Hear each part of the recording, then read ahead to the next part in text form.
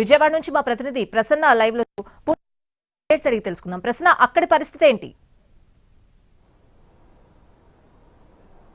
అంటే స్వాతి, ఓవరాల్ గా రాష్ట్ర వ్యాప్తంగా ఈ భూముల ధరలు పెరుగుతాయి, దాంతో రిజిస్ట్రేషన్ ఛార్జీలు కూడా పెరుగుతాయని ఒక ప్రచారం జరిగింది. అందులో భాగంగానే విజయవాడ కావచ్చు, లేకపోతే వైజాగ్ కావచ్చు, గుంటూరు ఈ ప్రాంతాల్లో రిజిస్ట్రేషన్లు కొంచెం ఎక్కువగా పెరుగుతున్న పరిస్థితి. ఎందుకంటే కొత్త సంవత్సరం జనవరి 1 నుంచి రేట్లు కనుక బాగా పెరిగితే పరిస్థితులు ఏ రకంగా ఉంటాయి, ఎంతవరకు రేట్లు పెరుగుతుందని ఒక భయం కావచ్చు, లేకపోతే ఇతరత్ర కారణాలు కావచ్చు, దాంతో రిజిస్ట్రేషన్లు బాగా పెరుగుతున్న పరిస్థితి. కొన్ని ప్రాంతాల్లో తక్కువగా ఉంది, కొన్ని ప్రాంతాల్లో ఎక్కువగా ఉంది. అయితే దీని మీద ప్రభుత్వం కూడా ఇంకా పూర్తి స్థాయిలో స్పష్టత ఇవ్వలేదు. యాక్చువల్గా ఇంతకు ముందు జనవరి 1వ తారీఖు నుంచి రిజిస్ట్రేషన్ రేట్లు పెరుగుతున్నాయి, భూముల ధరలు పెరుగుతున్నాయని చెప్పడం జరిగింది. అయితే రియల్ ఎస్టేట్ వ్యాపారుల దగ్గర నుంచి కావచ్చు, లేకపోతే ప్రజా సంఘాలు కూడా కొంత ఆందోళన చేస్తున్న పరిస్థితి. ఎందుకంటే ఆంధ్రప్రదేశ్లో రియల్ ఎస్టేట్ కొంత పరిస్థితి ఆశాజనకంగా ఉన్న పరిస్థితుల్లో ఇలాంటి టైంలో భూముల మార్కెట్ ధరలు కనుక పెంచితే దాని ప్రభావం తప్పనిసరిగా కనిపిస్తుంది.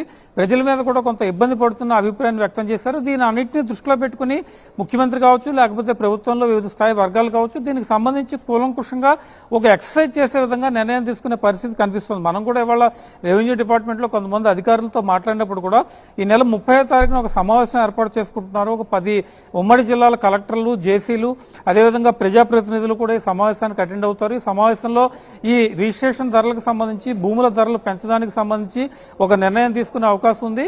అయితే పెరిగిన ధరలు ఆల్రెడీ ఇప్పటికే ఆన్లైన్ లో కొన్ని ధరలు ఇచ్చారు. కానీ ఈ రకరకాల ఇబ్బందులు ప్రజా సంఘాల నుంచి వస్తున్న కావచ్చు, లేకపోతే రియల్ ఎస్టేట్ కావచ్చు, ప్రభుత్వం కూడా ప్రజల మీద భారం పడకుండా చేసే ఉద్దేశం కావచ్చు. ఎందుకంటే కొత్త సంవత్సరంలోనే భారం వేస్తే కనుక అది ఒక నెగిటివ్ ఫీలింగ్ వస్తుందనే ఉద్దేశంతో కూడా ప్రభుత్వం కొంత వెనకడుగు వేసిన పరిస్థితి. రేపు 30వ తారీఖు కూలంకుషంగా చర్చించిన తర్వాత భూముల ధరలు ఎంత పెంచాలి, దానికి తగ్గట్టుగా రిజిస్ట్రేషన్ ఛార్జీలు ఎంతవరకు పెరిగే అవకాశం ఉంది, ప్రజల మీద ఒక రకంగా భారం ఉన్న ప్రస్తుత పరిస్థితుల్లో ఏం చేయాలి, ఇవన్నీ కొంత ఎక్సర్సైజ్ చేసిన తర్వాత ఒక స్పష్టత వచ్చే అవకాశం అయితే మనకు కనిపిస్తుంది. ప్రస్తుతం ఈ గందరగోళ వాతావరణంలో కొంతమంది వెళ్లి ముందుగానే రిజిస్ట్రేషన్ చేయించుకోవడం, యాక్చువల్గా అయితే చాలా మంది సంక్రాంతి ముందు ఇలాంటి కొన్ని శుభకార్యాలు చేయడానికి కానీ ముందుకు రాని పరిస్థితి.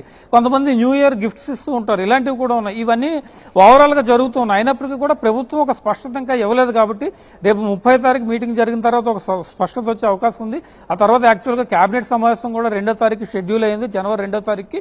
మరి ఆ తర్వాత ప్రభుత్వం ఒక స్పష్టమైన ప్రకటన చేస్తే కనుక అసలు భూముల మార్కెట్ ధరలు ఎంతవరకు పెరుగుతాయి, దాన్ని బేస్ చేసుకుని రిజిస్ట్రేషన్ ఛార్జీలు ఎంతవరకు పెరుగుతాయి అనే దాని మీద ఒక క్లారిటీ వచ్చే పరిస్థితి అయితే మనకి కనిపిస్తూ ఉంది. Swathi. Right Prasanna, thanks for the updates.